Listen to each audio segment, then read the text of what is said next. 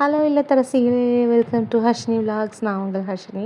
Wednesday morning பார்த்திங்கன்னா மார்க்கெட்டுக்கு தான் கிளம்பலான்னு சொல்லிட்டு போயிட்டுருந்தோம். ஏன்னா காய் எதுவுமே இல்லையா, செவ்வாய்க்கிழமை சந்தைக்கும் போக முடியல. ஹஸ்பண்டோட வண்டி பஞ்சர் ஆகிடுச்சு. அதனால் புதன்கிழமை காலைல மார்க்கெட்டுக்கு தான் போகலான்னு சொல்லிட்டு நான், ஹஸ்பண்ட், தம்பி 3 பேரும் போயிட்டுருந்தோம். காலையிலே பயங்கர வெயிலுங்க சாமி. அப்பா, வில்லேஜில் எங்களாலேயே இங்கே தாங்கிக்க முடியல. சிட்டியில் இருக்கவங்களாம் பாவம் எவ்வளோ கஷ்டப்படுவாங்க என்னன்னு தெரியல.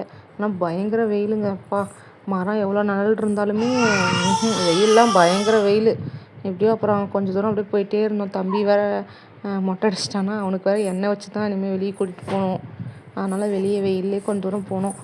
அப்புறம் பார்த்திங்கன்னா ரோட்டுக்கிட்ட வந்ததுக்கப்புறம் இங்கே பாருங்களேன், பயங்கர வெயில் தெரியுதுங்களா. இது காலையில் ஒரு 7 மணிக்கெலாம் நாங்கள் கிளம்பிட்டோம்.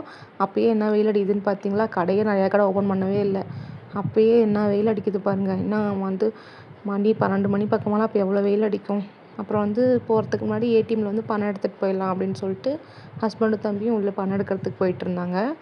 ஏன்னா சம்பளம் நேற்று ஏறிடுச்சு, பட் அக்கௌண்ட்டில் தான் இருந்துச்சு. ஸோ ஏடிஎம்மில் போயிட்டு பணம் எடுத்துகிட்டு அப்புறமா தான் மார்க்கெட்டுக்கு வந்தோம். ஹஸ்பண்ட் விலை அதிகமாக இருந்துச்சு. காயெல்லாம் கேட்டோம், விலை ரொம்ப அதிகமாக சொல்லியிருந்தாங்க. அதனால் இப்போதைக்கு இன்றைக்கி தேவையான காய் மட்டும் வாங்கிக்கோமா, அப்புறமா மீதி சந்தையில் வாங்கிக்கலாம் அப்படின்னு சொல்லியிருந்தாங்க.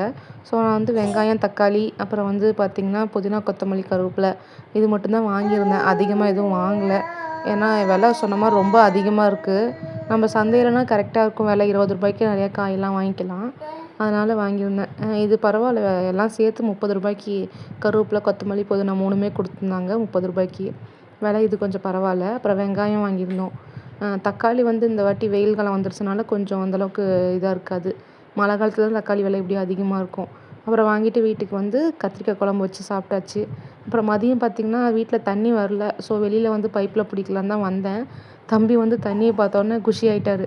அவர் கொஞ்ச நேரம் நனைஞ்சிக்கிட்டு விளையாடிட்டு இருந்தார். சளி பிடிச்சிக்குன்னு தூக்குனாலும் அழுதுகிட்டு கிடந்தான். அவ்வளோதான், இன்றைக்கி விலாக் முடிஞ்சது. பிடிச்சவங்க லைக் பண்ணுங்கள். தேங்க்யூ.